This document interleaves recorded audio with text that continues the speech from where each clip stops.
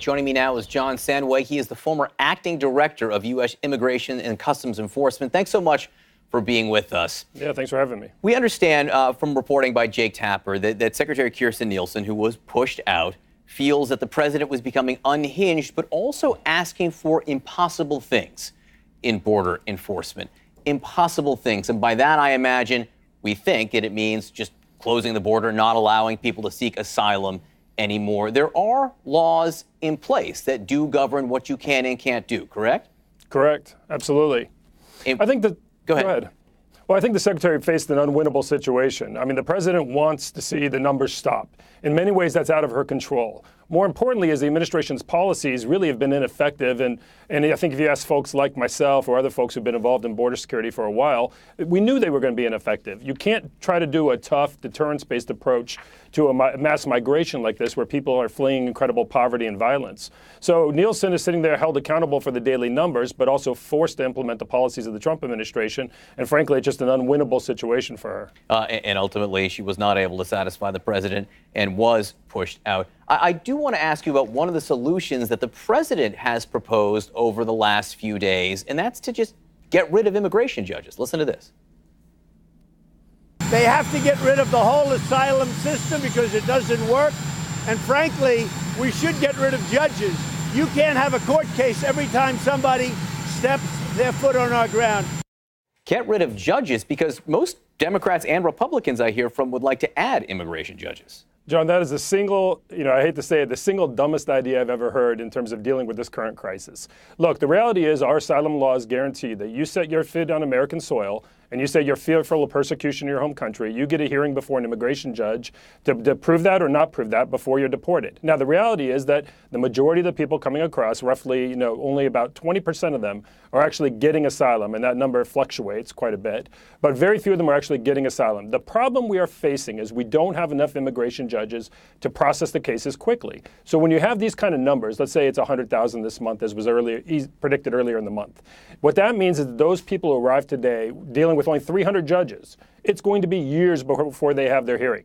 Now, the American public is frustrated, and I think what the president is trying to do is use this crisis as an opportunity to force Congress to get rid of the asylum laws. But the practical reality is the Democratic Congress is never going to get rid of these asylum laws. So what we need to do is the exact opposite of what the president is saying. Flood the zone with the rule of law, surge the number of immigration judges, process these cases quickly, and unless and until we start sending people back home, unless and until we fix the situation where when they come up here, they can stay for 5 years waiting for their asylum hearing, this crisis is likely to continue. So it's the exact opposite approach. Is the president right insofar as he is saying that the system, though, is broken, or the system as it is cannot address the challenge that the country is facing? John, the system right now is overwhelmed, and that's because of the changing circumstances at the border. You have to understand, if you look back at the history of the border, we've handled far more people with far fewer resources. In the mid-2000s, we'd have somewhere in the neighborhood of 1.5 million apprehensions by only 5,000 Border Patrol agents. Today, we're going to be far below 1 million, and we have more than 20,000 Border Patrol agents. So it's not the number of individuals. We're more than capable of handling it. What's changed is instead of people from Mexico who don't claim asylum coming across, and people from Mexico can be returned very quickly because we, obviously are neighbors with Mexico, it's Central Americans. Over 60% of them are parents with children, and they're all claiming asylum because they're fearful of persecution in their home country. So what you would think the logical response would be, let's surge the resources that process the asylum claims. They're different resources than deal with, folks who are trying to sneak into the country and evade capture. This administration has doubled down on all the resources that deal with the kind of old crisis, and they haven't adjusted to face the realities of the new crisis. And that's why Nielsen and someone like Kevin McAleenan, who I have a lot of respect for, really are putting themselves in an unwinnable position because they have to double down on these ineffective policies but deliver results for this president. You brought up Kevin McAleenan, who will be the acting Secretary of Homeland Security. Tell us about the man that you know. Well, listen, I think that the way in which Nielsen was removed in the middle of this crisis with this kind of chaotic approach, unexpectedly, does nothing but further destabilize the department, create confusion, create fear and uncertainty throughout the department. But the good news here is that Kevin McAleenan is coming in, and Kevin is as competent of an individual as I worked with at the Department of Homeland Security. He was a political appointee, I believe, in the Bush administration who converted to a career official, but someone that we always had a lot of respect for. I know Secretary Napolitano and Secretary Johnson had a tremendous amount of respect for. Incredibly bright, understands these these issues, and frankly has a good sense, too, of some of the other missionaries of DHS, which I think are getting lost, counterterrorism, and even cybersecurity. So an incredibly competent manager, a very smart guy, and I think we're lucky that the president appointed him. Just the manner in which the president did it only creates further chaos. If the president is looking for someone who will be more hardline, will he find that person in Kevin McAleenan?